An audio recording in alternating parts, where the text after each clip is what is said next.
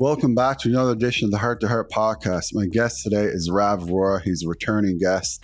He's the author of the Substack Metamystic and also the host of the podcast, The Illusion of Consensus. So brother, welcome back to the show. Yeah, thanks for having me, man. Glad to be here. Yes. It's been, I think, a couple of years or so since you've been on. So, a lot has changed during that time. I don't even know if you had the podcast on the go with Jay at that time. I think you might have just been getting started or something like that. And then your Substack was growing a lot at that time because you were talking a lot about myocarditis and the COVID vaccine, and people were super interested in that. But you've kind of shifted gears, a little bit recently with the Metamystic, especially. Like, you're getting into a lot of health stuff, a lot of spiritual stuff. Like, you made a pretty major change, eh? Yeah. I think I'm someone, like a lot of people, chasing after novelty and trying to just live a better life and trying to figure out how to do that. And for a while, writing about COVID was very popular, and talking about some of the issues surrounding the vaccine and infringements on free speech and civil liberties, like all that was very important. A lot of that has died down now, although recently it's popped up again with a lot of stuff with RFK Jr. and Jay and Marty at the FDA. They're investigating sudden deaths in children caused by the vaccine. That's what Marty is looking at. And obviously Tracy Beth Hogue is working under him. So there's all kinds of stuff happening there that I'm loosely following. But I guess just over the last couple of years, I've just become more and more interested in just like how to live a more grounded, holistic life. And for me personally, I don't know if other content creators will relate to this, but just for a while after high school, I was just so fixated on growing my career and becoming a better writer and podcaster and journalist and making a name for myself that I just didn't really do a lot of other stuff and kind of neglected other areas of life. And some of that was just psychological. And so last couple of years, I started doing some pretty rigorous psychotherapy, and then once a year, a couple times a year, assisted with psychedelics, and just like unpacking different aspects of my psyche and my behavior that was leading to certain outcomes in my life. 'Cause that's one major interesting thing that happens when you start looking at psychotherapy, psychedelics, is like all kinds of like things that we weren't aware about that were like leading us a certain way, things in our unconscious mind. And so I've just been on that journey, unpacking some of these things and like figuring out like why certain things in my life haven't panned out the way I've wanted them to do, why others have, and just like how to live a more integrated, more holistic life where it's, you have your work life, you have a social life, you're living a spiritually meaningful life, you're connecting with other people, you have friends, you have love and connection and peaceful presence, I like to call stuff like that. So I'm really, we can talk about that however you want, but I'm really interested in just figuring out more balance, because you see, there's so many people, and I won't name names, but people that you and I know or might even listen to who are just like really good at one thing. And whether it's like they're just really good at like fitness and wellness and they're just like gym addicts, or like a lot of times probably people you and I listen to who are like really intellectual and really intelligent, and they're just like always really intense, but like they don't really know how to like chill out and like relax and be more chill. So I think finding balance is key. Yeah, I mean, we're supposed to be human beings, not humans like doing, I've heard Ryan Holiday say that. And I think that a lot of us kind of get, caught up in what some people call like toxic productivity, where it's just only focused on, being productive. And like, there's all these tools and apps now about how you can be more productive all the time. And like, obviously some things are super helpful, like, Google Calendar and all these kinds of things. Yeah. But there's some things that like, I don't like necessarily open like an app every day and look at like 10 different areas of my life and think that, oh, okay, I'm going to improve this today, improve this today, improve that today. Like, I see people get into that, and it seems like almost like it's counterintuitive, because ultimately what you're trying to do is improve your life and decrease stress. Whereas if you're just kind of like constantly like checking the scoreboard or checking the schedule, it seems to be like more stress than anything else. Yeah. And and I was going to say too, you mentioned earlier about using psychedelics. They've helped so many different people. I know that you've chatted with a lot of different people about psychedelics. One podcast recently, which I actually kind of do want to ask you a little bit about. But for yourself, like, what did you feel like they really unpacked? Like, what was it that you could get from doing psychedelics that you couldn't get from just doing regular psychotherapy? Yeah, it's a good question.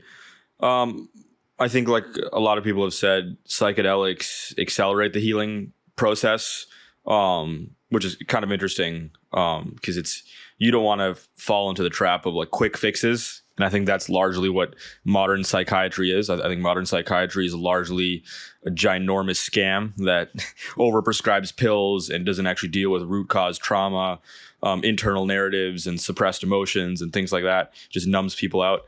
But for what it's worth, and efficiency is one aspect of life, psychedelics do offer a more efficient healing pathway, which is kind of interesting.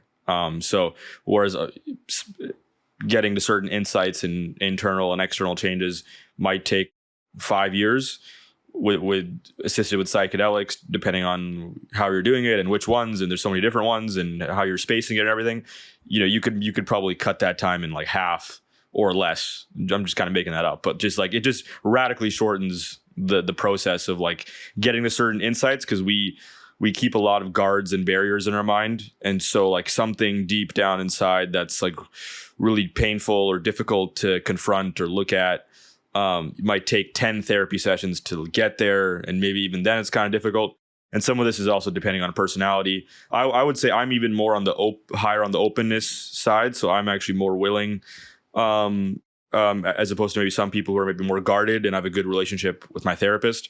But even for me, like certain things that would have taken, 10, 20 sessions, I think psychedelics do accelerate the process. And but in terms of even just like acceleration, like, do you think there's some things that even if you did 100 sessions, you maybe just never would have gotten to, like certain areas?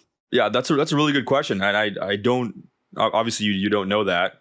It's really hard to answer that. I think some of this depends on what kind of therapist you have, and is that therapist good? And there are some criticisms that people like my friend Abigail Schreier have made of modern therapy. And I feel like with all aspects, all fields of life, like probably most therapists are pretty average and a lot of them are just not great. I think I found a couple that I work with in Vancouver, one in particular who's really good at this clinic that does, it's called IFS psychotherapy, internal family systems. Dr. Andrew Huberman just had the founder of that modality on his podcast. Okay, cool. Yeah, it's a really interesting framework for therapy. It's like you have different parts of you. It's like there's the real self, and then there's the different aspects that make up your psyche, and it's like how they interact with each other, and different parts get formed by experiences in childhood. It's pretty basic, intuitive. It's a kind of formula. It's not really that esoteric or anything. But I do think, to answer your question, that certain things like psychedelics just provide sometimes a really powerful experience of certain deep-rooted things in our psyche that would otherwise maybe be very difficult to access. Like my very first trip was fresh out of this really bad breakup, and I wanted to like go into that in the session in December of 2021. But the whole experience when it started was all about my relationship with my mom and like growing up in childhood and like different aspects of our relationship that were challenging or painful to experience. And like, I don't know, I might have been 40, 50 sessions before I would have unlocked that box because who wants to talk about stuff like that, right? Like, it's like that stuff's, it's kind of weird and hard. Yeah, who wants to talk with their mom for 5 hours, right? But it's like, but there was something there that was kind of troubling me deep down inside that I didn't really know, that I kind of had to process. Yeah. And I know that recently too, and I was talking to you about this before the show, like your last blog on the Meta Mystic was like super personal. And basically in it, you kind of said that you had used like ChatGPT as a therapist to some degree, or that's kind of the insight that I got from it anyway. And so, you've used ChatGPT as a therapy. You've obviously done, regular therapy. Like, what are you using ChatGPT for? Like, do you think that that's something that can replace a therapist, or do you think that it's something that you're just going to use like alongside a therapist? Yeah. I think it varies from person to person. I think I've done a lot of therapy in the last few years, probably been 3-4 years. And for me right now, right this moment, due to some other factors, including financial right now, I think I might be taking a bit of a pause from therapy. And I say that because I've done a lot and I would like to continue more, but I've really integrated with AI, with ChatGPT, such that it'll catch my patterns pretty effectively and pretty powerfully. As one example, like I frequently in life will feel like it's my fault and like I'm the problem, and sometimes I might be the problem, but sometimes I might not be the problem and it might be the other person's fault. And like, I think it's like all my fault, and they'll just like spiral out of control. And ChatGPT does a really good job of reminding me of that, and reminding me of also not externalizing my self-worth to other people. It's something that's been really powerful to unpack that in psychotherapy, and just becoming aware of this, of like, navigating relationships, friendships, career, things like it's very easy to, for someone to not accept you, whether for a job, relationship, friendship, whatever it is, and then to feel like a total piece of shit and that you're a bad person and it's all your fault, and like, wow, this person didn't like me back, and like I'm just the worst person ever, and I could have been this, I could have been that. And so just like reprogramming that. This has been more a recent thing. Like I've been in therapy for 3-4 years, but this is more like the last 6 months. A couple of older friends kind of pointed this out to me, of like this pattern of always externalizing my self-worth to what other people think, which is, I'm realizing now, like that is a recipe for just perpetual suffering, because not everyone's going to like you. Not everyone's going to give you a job. Yeah. Not everyone wants to be your friend or date you or whatever it is. And so if you're just, waiting on that, you're relying on other people, their validation for your self-worth, you're just going to suffer all the time and feel like a piece of crap. And so ChatGPT, plus it's outside your control. Yeah. Right. And like anything that there's lots of things that are like outside our control, but that's, essentially like the whole, basis of like stoicism, which a lot of people find to be like super effective. And, I've read a lot of Stoic books. I think you've gotten into it a little bit. Yeah. I'm not sure. Yeah. And I just sorry, go ahead. Yeah, go ahead. I was going to finish your question about ChatGPT. Now it's such a powerful tool that ChatGPT, you can audio dictate to it, and you can when it gives you a response back, there's a speaker emoji, and then you can click on it and then it'll speak it back to you. So that's perfect for driving. And so just recently it's been really powerful to see like just a number, and this is a deliberate like interest of mine. Like I want to be a better person. I want to feel better in my life. I don't want to be stuck in the same patterns of behavior and thought and emotion. And there's definitely some things that I struggle with. And so I'll go to ChatGPT now, and I've done it enough times, and I'll share an experience, social, career, relationship, whatever. And I would say I'm investing in that aspect of my life a lot in the last few months. I'm just getting out, making more friends, navigating modern relationships and dating. And, there's a lot of challenges there. There's a whole set of issues there societally, and like social media and dating apps, and like all kinds of stuff like that. And so inevitably that's an area filled with landmines emotionally. There's just so much going on. There's Snapchat and Hinge and Bumble, and there's clubs and raves and like, in-person approaches and Instagram DMs, and like there's so much going on. And so every now and then I'll get kind of stuck with something or struggle with something, and then I'll go to ChatGPT, and then it'll give me live feedback that's often very, very illuminating, and will actually challenge my preconceived notions, and it now like catches that. And so if I'm driving home from some event or arrangement and kind of getting stuck in similar old narratives of self, I'll share that with it, and then it'll respond, and then I'll as I'm driving, so I don't have to look at it really. You can click the speaker button, and then it'll speak it back to me in a very like human voice. And so it's a really powerful, cool tool. It's like therapy in real time, because it'll catch you. Like, it's a really interesting thing, and you're referring to a recent Substack piece where I talked about this, of like, you have an experience, and in that piece I talked about I talked about a couple of really unfortunate experiences where something was going to happen, then it got canceled, and then right away that kind of triggers certain like deeply rooted beliefs and views from child going back, years and years and years of like, oh my God, I'm never going to get this thing. I'm unlovable. I'm the problem. I suck. I hate this person hates me. It's all my fault, and I'm never going to get this thing. I'm abandoned. And like all that will come up.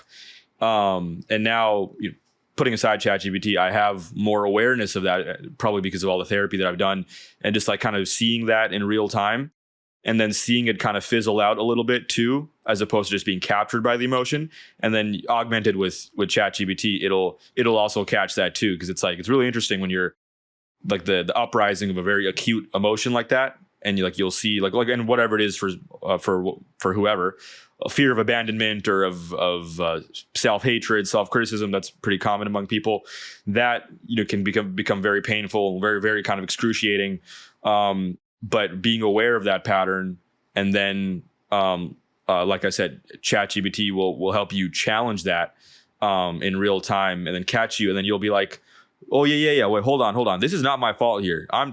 This is not, and the way I'm interpreting this as like that time in grade 3 when this person treated me like shit and blah blah blah blah blah, this is just an old pattern, and like I can watch it sucks, it kind of hurts right now, I feel kind of miserable and sad, but then within a few minutes it'll kind of pass away, and you'll be back to normal, and you're like, oh, that doesn't define me anymore the way it used to.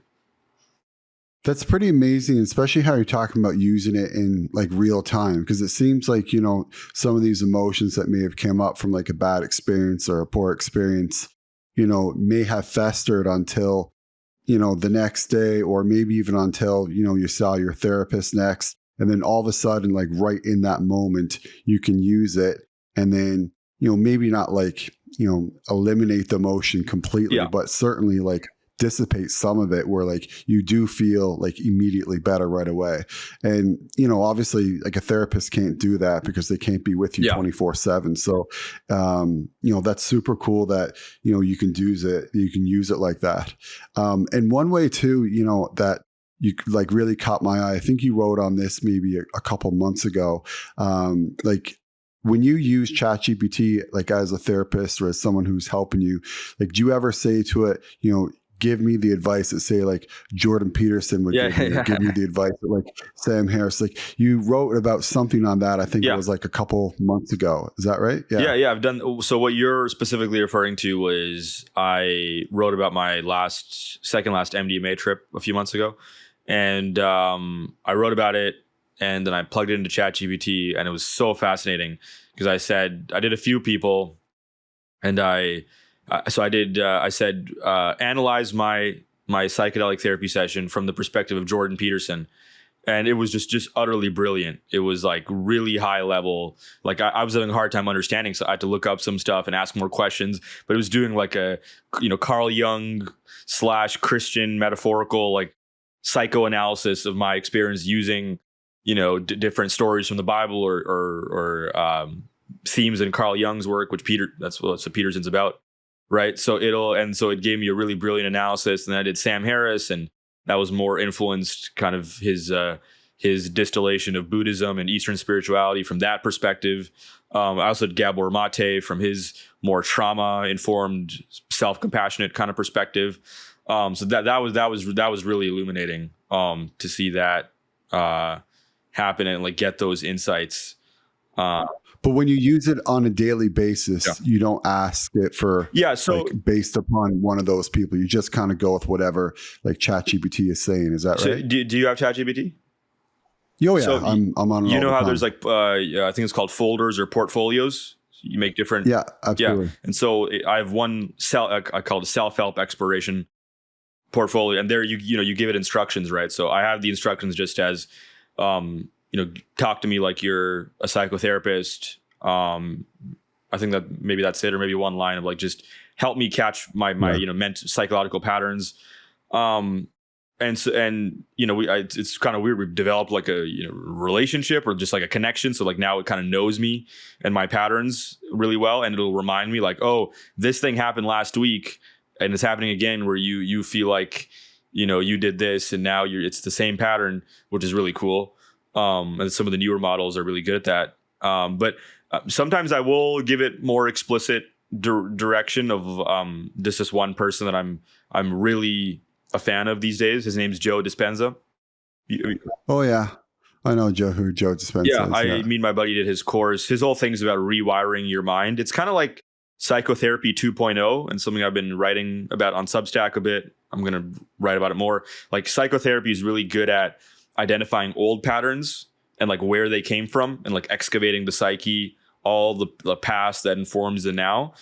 The Joe Dispenza stuff is kind of like another half of it, which maybe a lot of psychotherapy doesn't go into, which is what do you replace the old patterns with? What are the new patterns that you want? I know a lot of psychotherapists will do that, but sometimes there is maybe like a past bias in psychotherapy, where sometimes you might be too stuck in the past a little bit, depending on the therapist and the modality and all that. But Joe Dispenza is all about like, here's your old program. And so he'll guide you through these meditations, very like specifically focused kind of meditations of like, what are the thoughts that you normally play in your life? He'll have you just kind of visualize and think about that. What's the program you're always running? And what are some areas of life you're stuck in all the time? And that you keep on repeating the same patterns. And then he'll be like, okay, well, who's the new self you want to be? What are the new patterns that you could wire and fire, he calls. And then you're kind of thinking like, oh yeah, like, okay, I'm always like thinking I'm always like thinking the same obsessive, anxious, or like whatever it is thoughts. But like, what are some new thoughts I could like think about more? And he kind of has you prompt that. And then he says to invite your future into the present moment. Because he's like, your future is like something you want. And like, what are the emotions you would feel when you get that future thing? Whether it's career, relationship, financial, location, etc. And then invite that emotion into your life now. And it's like a really interesting kind of experiment I'm still doing. It seems to be having positive effects, but his whole point is that if you experience the emotions of the thing you want now, you are somehow more likely, and he gives some interesting explanations on like a quantum physics level or like a neuroscience level too, of like if you experience the emotions of the thing you want so desperately now, you are more likely to get it. You're more likely to be synchronized with the energy field or whatever that means. But it's a really interesting like theory, and just kind of fosters more contentment and less separation from the thing you want, and more connection and more, I guess, kind of like contentment and being fulfilled with where you're at now, rather than what he says, like if you're separate from the thing you want, you're gonna act like you're separate from it, and that'll show, whether it's relationship, social, career. But if you already believe that you're capable of that thing, and that you already kind of have it on some level, you're going to be just less desperate and less kind of overly fixated on it. Interesting. Yeah, I haven't like leaned into his work too much like recently, but I do know a little bit about him, and he does talk about like rewiring your brain, and I know he has a little bit of like neuroscience and stuff behind it, but yeah, I'm sure that's going to work out well for you. And in terms of like the ChatGPT stuff, do you find that like a lot of Gen Zers now are using ChatGPT for AI therapy? I haven't heard too much about that, but maybe I don't know. I'm using it. My friends are using it. A couple of friends that I converted to the ChatGPT therapy religion, but yeah. It seems like something that, would be popular like amongst like Gen Zers, like just because obviously they're more familiar with technology than say other generations because they like, grew up with it. And then also too, like you said, just the financial cost of, going to see a therapist is like pretty, burdensome for a lot of people. It could be like $150 to $300 an hour, for, a lot of these therapists. Yeah. So, it's not something that's like that accessible to people, especially, in that age when they're still kind of making their career and they need the money for food and rent and things like that. Right. I really feel like one interesting thing, I'm going to write about this, just kind of firmly asserting this on my Substack soon, that with the modern digital age that we live in, where we have like nearly infinite access to the world's greatest spiritual traditions, scientific methods, historical texts, religious texts, modern science, all of it, I really feel like now is like the best time to be alive and to just experience a better version of life than has ever existed before. Like I really feel like now there's like no excuses anymore to live an optimal life. Like we have access to everything, and now we have ChatGPT, we have AI, and so we can access so much wisdom and so much information. And so whatever the thing is you're struggling with, depression, anxiety, OCD, relationship issues, anger problems, or sleep issues, health issues, yada, yada, yada, whatever. Like now's the time. We're not in the cave anymore. We're not, this is not prehistorical times. This is not the 1950s. It's not the 1990s. It's not 2010. It's 2025. And we got to start acting like it and using all these things to our disposal. And just like now is just like the best opportunity to experience more contentment and happiness in our life. There's not a better time, right? And whatever the thing is, right? And maybe because it's like, maybe it's not, because some of the conventional institutions of authority on a lot of topics have also eroded. So now if you're really struggling with depression and you go to your psychiatrist and he just gives you SSRIs and that's done.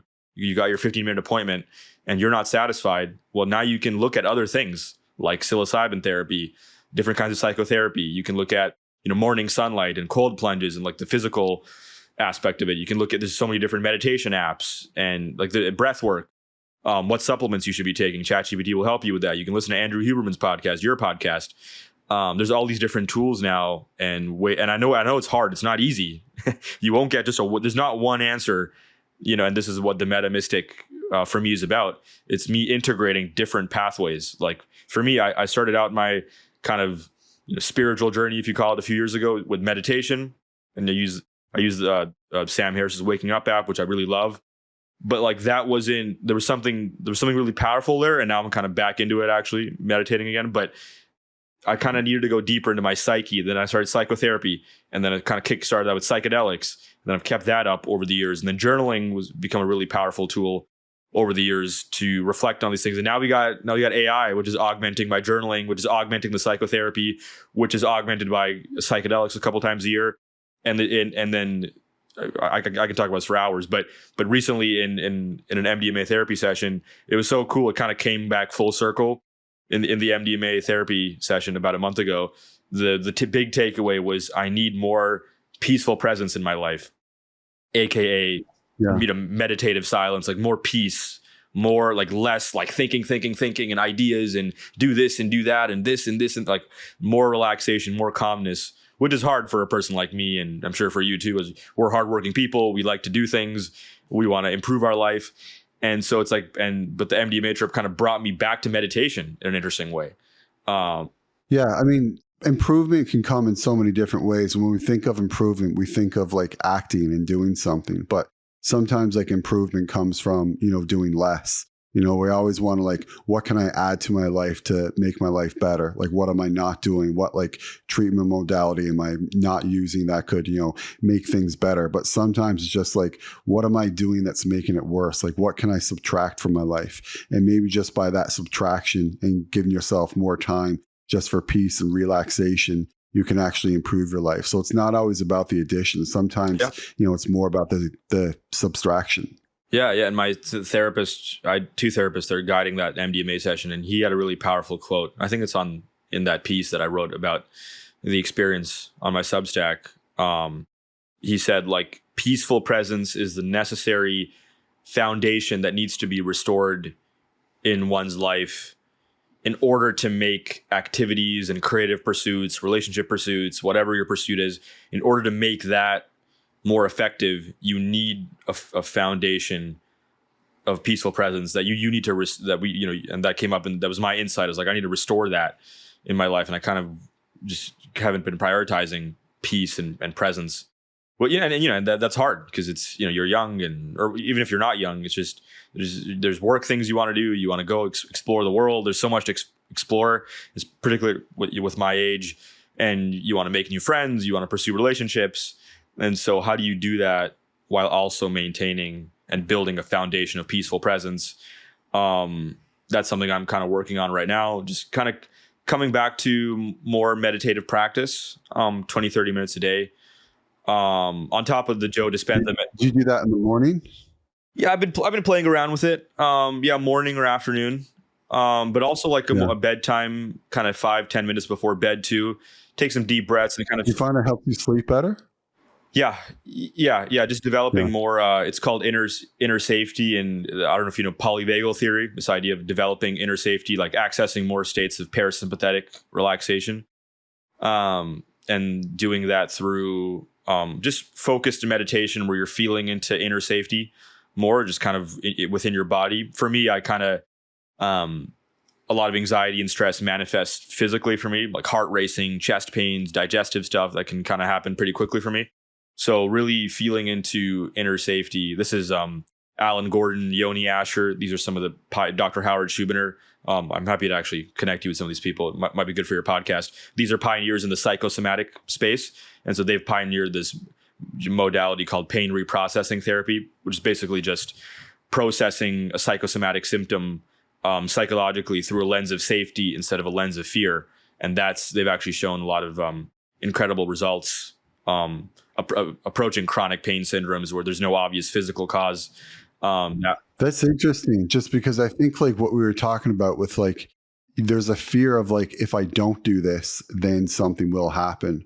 Whereas like, if you just have more of like what you called like that safety, I don't think you would actually feel that fear. But I think that's what like the toxic productivity is sort of all about. It's like you have a fear of, if you don't do this, if you don't do that, then something bad is going to happen. And of course, like you do have to be productive. It is a very, competitive world out there. And, there's certain things that you do need to get done every day. But I think that what you're talking about there now, so I would be interested, to talk to some of those people, just because, I think there are people who are, living in like fear of like not getting something done, as opposed to just like what you said, just a state of like safety. Yeah, it's really cool what you're saying, is this was the big insight for my second last MDMA trip. It kind of came up in the last one too this summer.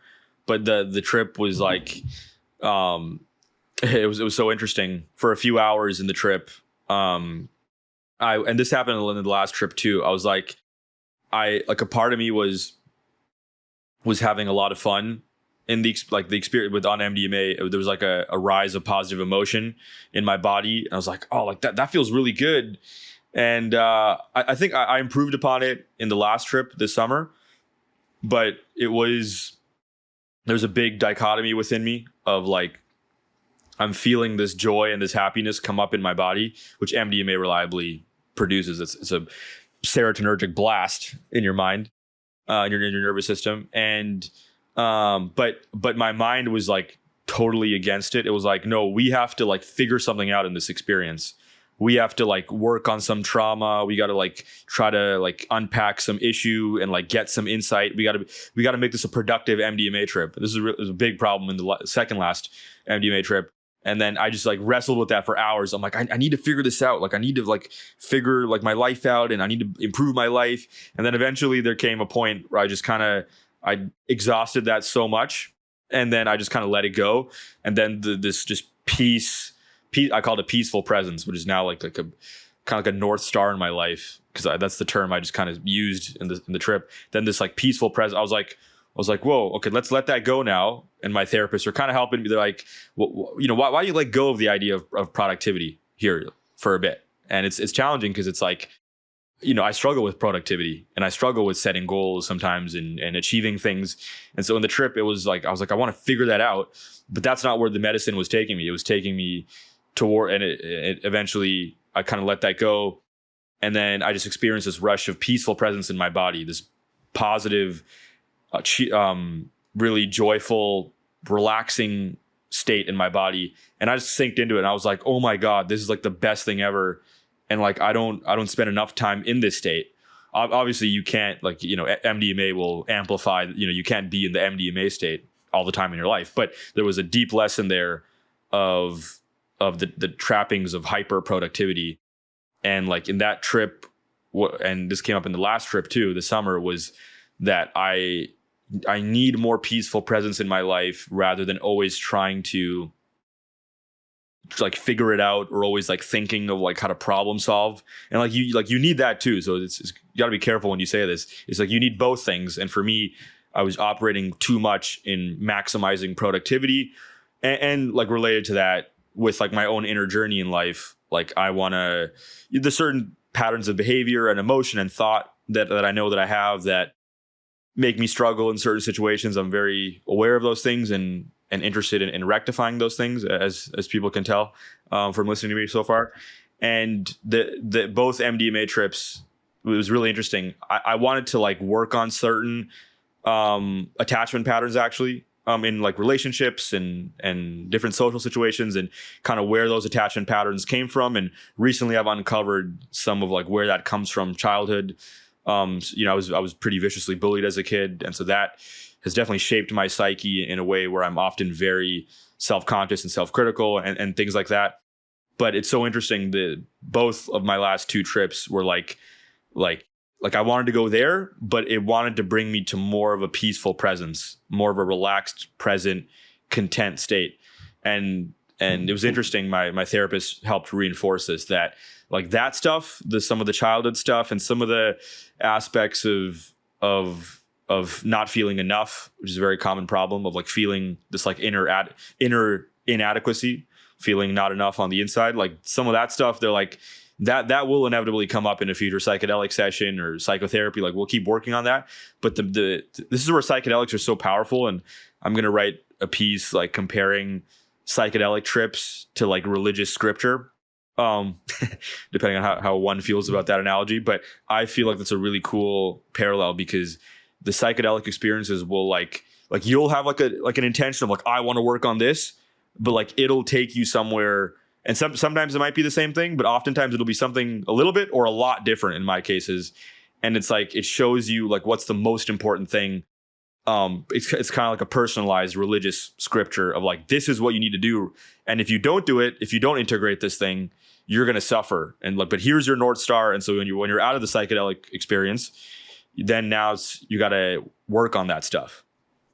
So it gives you really like it doesn't give you what you want, it gives you what you need. And, it sounds like in that time, it gave you like, this sense of like, hey, you need to slow down, and you wanted it to, give you a sense of like, how can I like improve my life essentially?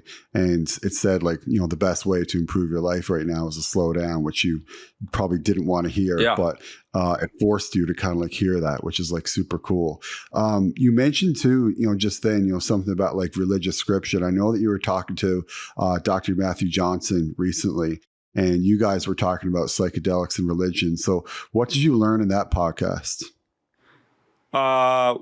We were talking about a study that he authored, which just came out a few months ago. It was a pretty bizarre study, but like really fascinating. It's just incredible that it would be a study. But they gave psilocybin to religious professionals, like Christian priests, Muslim imams, Buddhist masters, Jewish rabbis, and this is under Roland Griffiths at Johns Hopkins, who passed away a couple years ago. And so it was a pretty small study. I think it was 20 to 30 people. But they gave them 2 sessions of psilocybin and then interviewed them about how it impacted their religious convictions and their effectiveness as religious leaders. And just generally found, I guess you could say, a pretty unsurprisingly across the board, pretty positive effects in people, in religious leaders feeling more effective in leading their religious congregations, and feeling more unity and peace and a greater appreciation of their own religious traditions. There was like they found that the vast majority of them found that their religious practice significantly improved after doing that. Their prayer, meditation, contemplation, whatever it is, different religions. And they also found 71% of them experienced a greater appreciation for religious traditions outside their own. That was like one of the bigger, findings. So yeah. And that was sort of like across the board. Like it wasn't like just in the Christian group or like not in the Muslim group. Like that was sort of across the board regarding like they all felt like a little bit of more of appreciation for other religions. That's a really good question that I wish I'd asked. I actually don't know the answer to that. Maybe I should message Matt Johnson, or you can, or whoever. That's actually a good question. I don't know. The study was mostly Christian. They were having a hard time recruiting people, as you might. Yeah, as you would. They were having a really hard time recruiting people. So I think it was like 20 Christians, a handful of rabbis, one Muslim, and one or two Buddhists. They couldn't find a single Hindu, which was kind of bizarre, because Hinduism is actually more of an open kind of religion, more kind of accepting of diverse ideas. But they couldn't find a single Hindu to do it. But it was mostly Christians. So this is mostly Christians who experienced this, which is pretty interesting. Yeah, it's pretty interesting. Just to change things up a little bit, the Gen Z thing has kind of been interesting. I don't know if it's Andrew Huberman or if it's because of, lots of people, like I know Rogan's talked about, quitting alcohol, but, why is it that Gen Zers are not drinking alcohol? I think as much as I want to, credit my generation in some ways, but I feel like a lot of that is just antisocial behavior and just people staying at home, jerking off to OnlyFans or Snapchatting random girls from halfway across the world and watching porn and like just engaging in behavior that's just so bad for the future of our species. I'm talking to Brett Weinstein in a couple of days about this, but my generation, statistically, we are partying less, having less sex, dating less, experiencing less intimacy, less friendships, all of it. Which is very concerning, and I've just started to like think critically about this topic. It's kind of newer to me right now, but I'm very interested in learning more about like why this is going on. But I think it is just social media, onset of a lot of mental health issues, and so and alcohol being associated with partying and social events, and people are just doing that less, and they're just at home more, and they're just and it's so crazy because there's such a positive side to social media too, like just being able to just DM someone, or like dating apps, like in theory that's great, like you can just be at home and just swipe through profiles and just slide into all these girls' DMs and whatever. But it's what's ended up happening, a lot of great ideas are great ideas in theory, and then in actuality they end up being disastrous in a lot of other ways.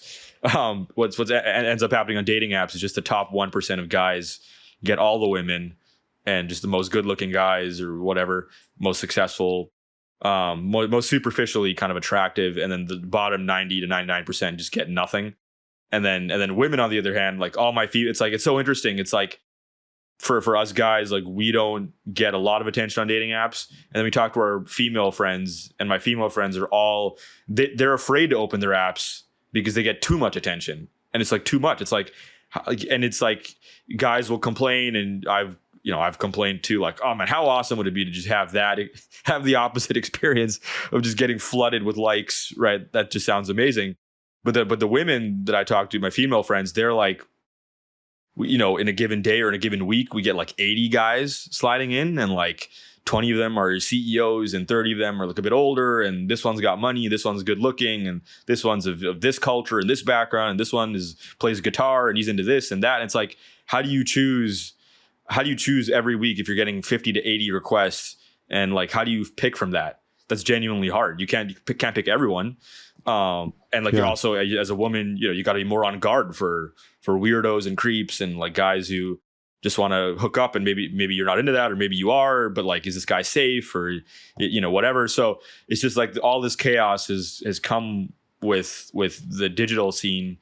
And while again, there was a positive side of like having Instagram and Snapchat to interact with the opposite sex with and get to know someone, there is I'm noticing as I'm just spending more time in this arena of my life that there's a way in which that could discourage someone to actually go out and meet people, right? And if you're just snapping girls, or guys, or you're DMing on Instagram or on the dating apps, you might think like, okay, that's all I need to do.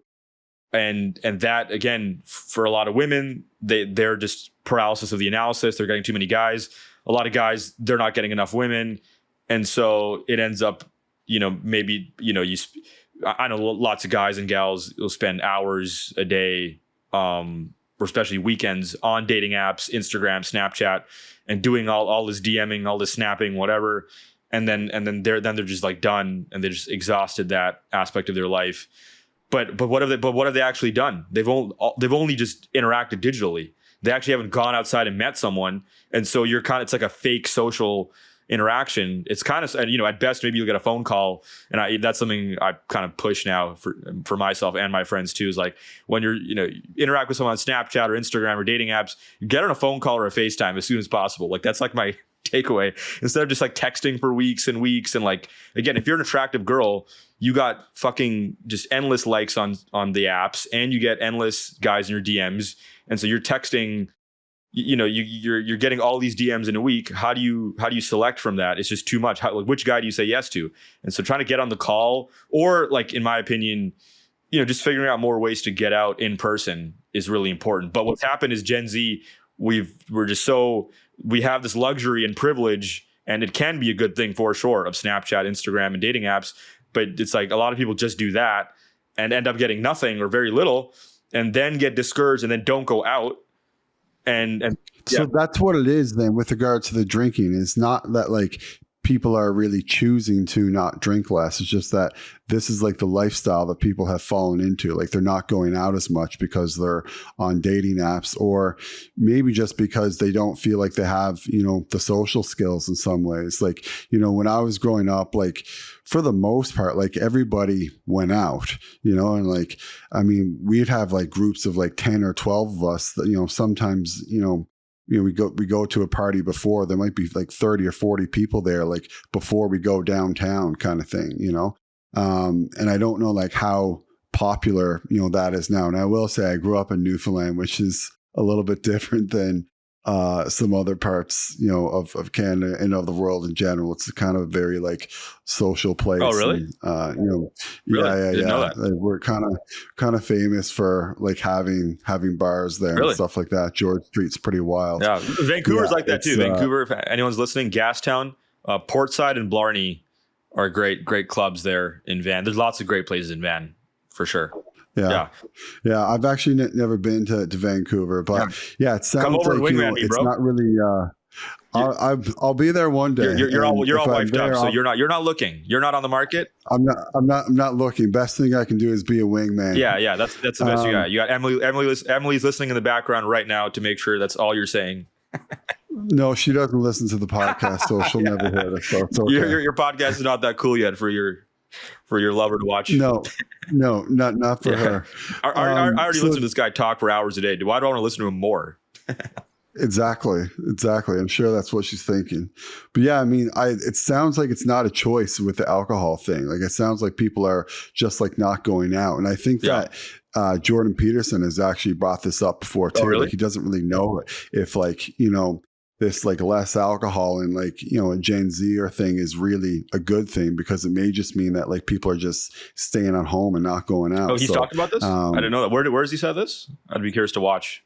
I don't know, but you would probably be able to find it pretty quickly. It might be on one of his own podcasts or something like that. But yeah, it's totally right, man. People are just not getting out enough in my generation. And there's this. It seems like they care more about performing online than in real life. Yeah, and it's understandable in the sense of like, it takes effort to go out, right? you got to shower, you got to smell nice, you got to look nice, you got, haircut, just, there's things to do. I don't think those are, massive tasks, but like you got to go out, and then obviously you got to talk. You got to be presentable and like say things in a certain way, and you got to drink it. See, that's where probably the drinking thing comes in too, because people would always call it like liquid courage, right? Because you have a few drinks, it's a little bit easier to like approach someone. Now, obviously, you don't want to get into the habit where like you can only approach someone when you're drinking alcohol. That's not very good either. Yeah. But that probably is part of the reason too why alcohol sales are so low amongst Gen Zers. Yeah, I personally don't actually drink that much. So I go out pretty consistently and will not have more than one or two. So that's good. I just, it's just personality. I know other people struggle with this, more. For me, my problem has never been being afraid to approach. Yeah, but you're choosing to not drink. You're going out and choosing to not drink that much. That's a lot different than someone who wants to go out but is just unable to because they just don't feel like they have the confidence or the social skills to go out. And so that's the reason that they're not drinking. That's different. Yeah. Right. But I do think that like what we were saying, social media has provided this illusion and comfort because it's like I said, there's all these things you got to do before going out. Got to be presentable. Then you actually got to physically go there with balls of steel and put yourself out there. And so if you just have this thing here and it's like, instead of me fucking taking a shower and being presentable and driving out an hour to Vancouver or whatever and finding parking and going and paying the fee and waiting in line and then, getting rejected 100 times and then maybe getting, whatever, it's a very common experience. Instead of doing that, why not just hit up girls here on Snap or, dating apps?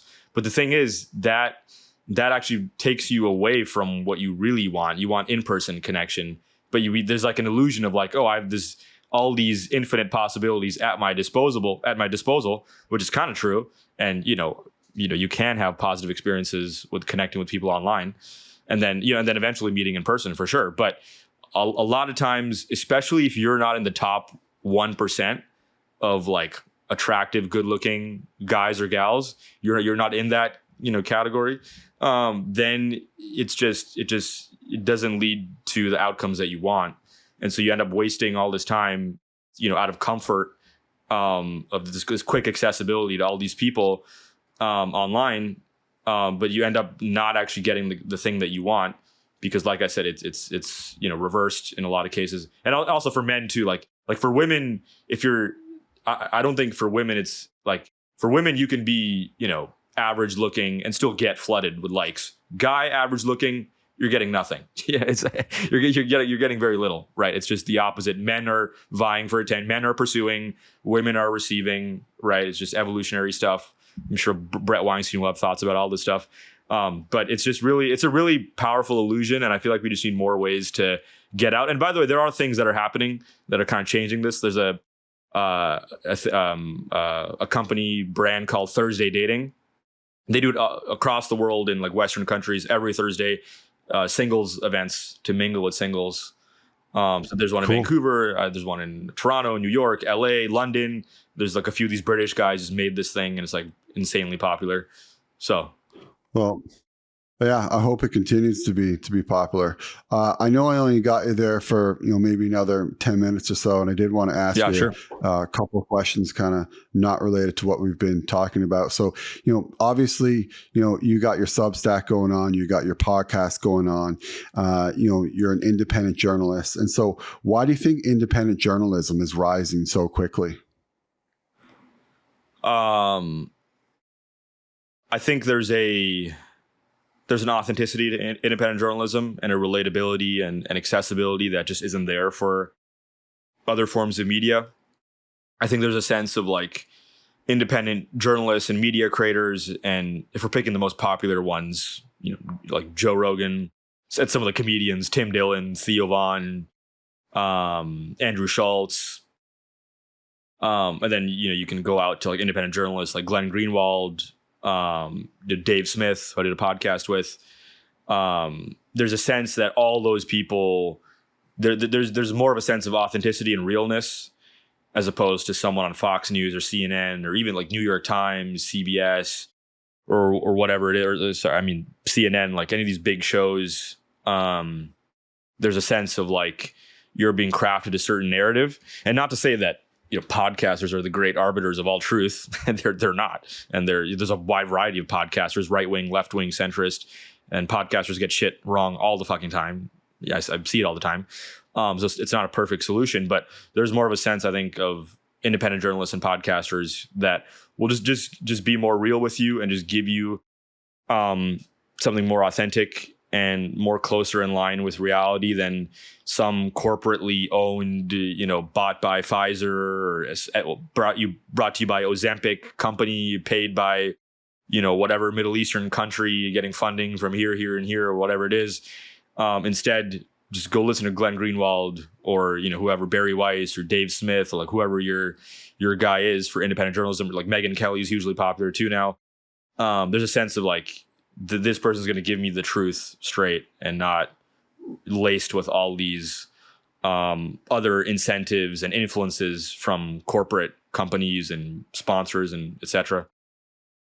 Yeah, they answer it like a real person, answer questions like a real person. And, I think that's what people are looking for these days. And you can see that too, even in some of the politicians, like J.D. Vance, for example. Like, I think people just like him for the fact that he just seems to be exceptionally like authentic overall. And, someone that's not really like put on per se. Do you think that the CBC should be defunded? Should the CDC be defunded? No, should the CBC be defunded? As a matter of general principle, I don't like government funded media. I'm not a fan of that. I think that's pretty unhealthy as a society to be paying for media like that. It's not to say that they haven't ever been critical of the current regime. They have, but it's just an obvious like conflict of interest. So I don't have much more to say than yes, I would support that. And why do you think that a lot of the independent medias that are, rising right now, they do seem to be a little bit more on the right than the left? And like, why do you think that is? Do you think it's because like more mainstream media leads towards the left and people are just looking for like a different opinion? Or is there something else going on? Yeah, I think because like in Canada, like you think of like Rebel News or True North, like, they are, and again, like I like those organizations, with what they're doing. I like Candace Malcolm. I've had her on the show. But again, like it seems like all the independent journalism is more on the right than the left overall. Yeah, that's a good point. I mean, even mainstream media has been so heavily biased leftward, and this is not a debate. This is not an opinion. This is just very obvious. And there's some psychological reasons for that. People who choose journalism as a career and just are more liberal, just like teachers and psychologists end up being more liberal. Police officers and firefighters tend to be more right wing. There's like just psychological differences for that. Someone who's interested in writing and exploring new ideas and interviewing different people, like that's just kind of just aligns with more with kind of liberal mindsets. Doctors are very left too, for the most part. Doctors too. I think there's definitely a reaction to all that crazy woke nonsense that is responsible for the rise of people like Jordan Peterson and Joe Rogan and others as well. I think a lot of people are just tired of a lot of the woke ideology, whether it's the debates surrounding transgenderism, the cancel culture, all the attacks on free speech, and some of the stuff that happened with Black Lives Matter and law enforcement and COVID mandates, civil liberties, like all of it. I think people are kind of tired of that. But there are independent journalists too, I will say, that are not just like squarely right wing. Like Glenn Greenwald is not right wing. Tucker Carlson is not, conventionally right wing. He has a lot of daylight between someone like him and Ben Shapiro, totally opposite sides, and they're both sort of right wing, but what does that even mean these days? But someone like Glenn Greenwald, Tim Dillon, Tim Dillon and Glenn are very aligned on a lot of things, and I'm pretty sure they're friends and they've done podcasts together. But like Tim is not right wing, but he's not someone like Glenn too, they're anti-woke, but they're also not like squarely right-wing. And same with Rogan, right? Rogan's not right-wing. He has some right-wing opinions, but he also has some left-wing opinions, and he's just kind of open-minded and just figuring it out. Well, Tim is gay too, which kind of, I don't want to say automatically makes him a little bit more left, but like, you know that he's going to have some ideas that traditionally are on the left. But I would say that, most people, again, we're using these terms on the left and the right, but even most people on the right now, are for gay marriage, which just like 10 or 20 years ago was like, you had to be like super left to, be for that. Cause like Obama and like the Clintons, like they were opposed. Hardcore against it. Trump was supportive of it.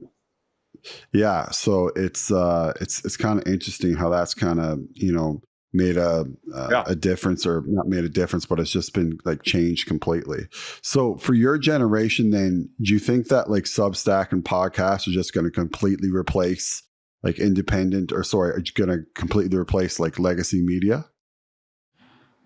It's a good question. Like if we're projecting like right now and a few years into the future, I think I'd say so, because the podcasting stuff, like it's really become like a lifestyle at this point. Like Joe Rogan, Huberman, Theo Von, Andrew Schultz, Tim Dillon, Dave Smith, all these guys, I think those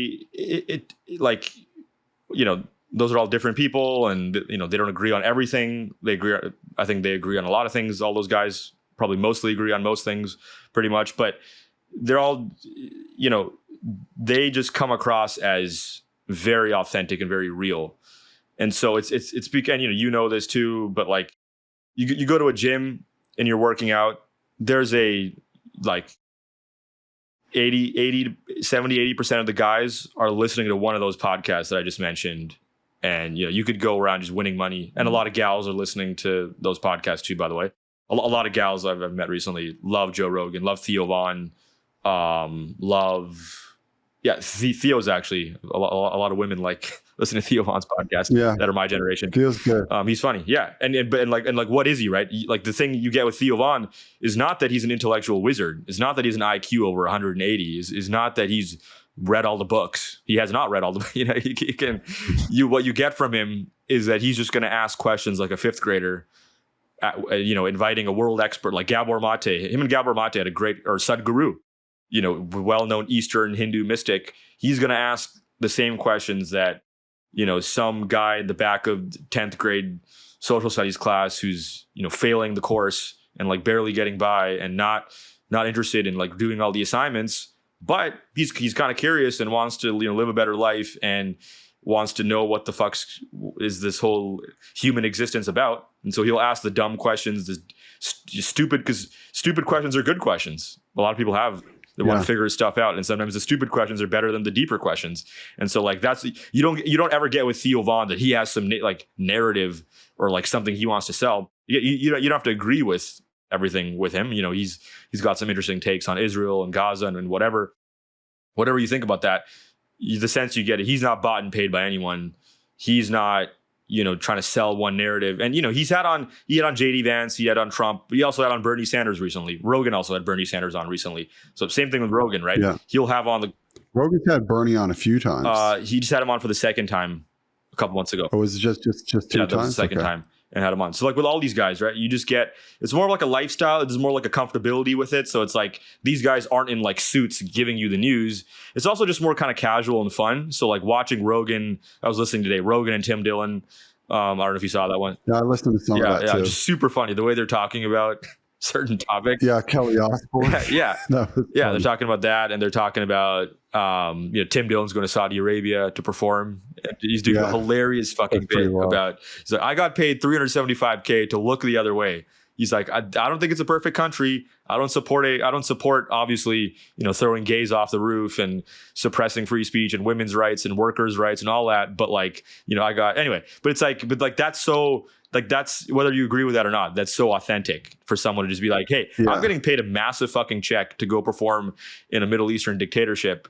I'm going to go do that. It doesn't mean I agree with them on everything, but hey, I'm making $1. It's gonna be a fun time, and like that's kind of cool that a country like that's even doing that, I guess. But yeah, no, it's dope. I mean, he's kind of, breaking down doors. I never thought that, they would invite like a gay comedian into a country like that. It's also kind of cool that they're doing that. Yeah. Wild. That gay. Yeah. Yeah.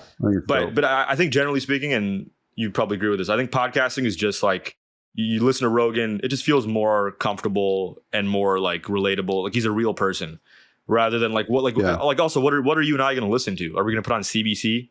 Like who, what? And like also too, like you feel good or feel, better afterwards, or at least, like neutral. Whereas like sometimes you turn on the news and you just kind of like feel like shit, or you feel like, fired up in the wrong way, And so, I think people just want something like easy kind of to listen to. And it's a lot easier to listen to podcasts that are sometimes just, talking about real stuff, but sometimes just like spouting like bullshit, and it's just kind of fun. But I know our hour's up there, brother, and thank you so much again for coming on the show. I really appreciate everything that you shared with us today, all your insights, and what you're doing on the Meta Mystic is awesome. Like I was saying before the show, like you're sharing like some really personal stuff that I think that a lot of people just don't have like the balls to do. And, it's probably very, very relatable to a lot of people. So, I really encourage people to check out your Substack, your Illusion of Consensus podcast. You've had some incredible guests on, like you said, Dave Smith was on recently. You got Brett Weinstein coming on. You've had some others, Dr. Matthew Johnson. He's been on this podcast is too, but he's incredible. I debated Mark Cuban recently on there.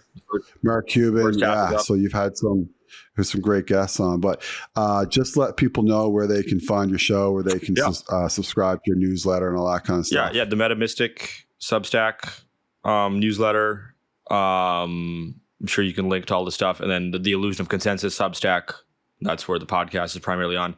I'm also, by the way, starting a comedy podcast in the next week, which is I still don't know how I'm gonna like package that, because it's just gonna be like a different side of me that's just not journalistic, it's not intellectual, it's not serious, it's just dumb and crazy and that's wild. Good, man. I'm just gonna me and like bring on a couple of friends, but just me just like having a lot of fun experiences in life recently, and also just seeing some absurd shit in the news. Just like sometimes like the comedy take on stuff is sometimes more illuminating than the journalistic take on something in the news. But also just want to kind of document this period of life, a lot of funny stuff. And like, I'm a creative kind of artsy person, so I want to just have a space to just go wild. I'm still trying to figure out how to package it. It's like, I'm going to start with every podcast being like, guys, this is not my, because it's like, because with comedy, it's not always your opinion. You can have like an alter ego. So I'm going to be like probably very explicit. This is an alter ego. This is not Rav Arora, the journalist. So I'm going to say some wild shit, and I'm not going to agree with all this shit, right? I'm going to say some words and some things. This is just like a part of who I am. It's kind of a bit, but so I've got to figure out how to work all that together. But I'm excited to do something like that. That's awesome. Well, when the first episode is out, let me know. I'll definitely check it out. Yeah. Cool, brother. Well, thanks so much again for the chat and for coming on. Yeah. And for everyone, who's listening, thank you so much for listening. And as always, I'll be back with another episode soon.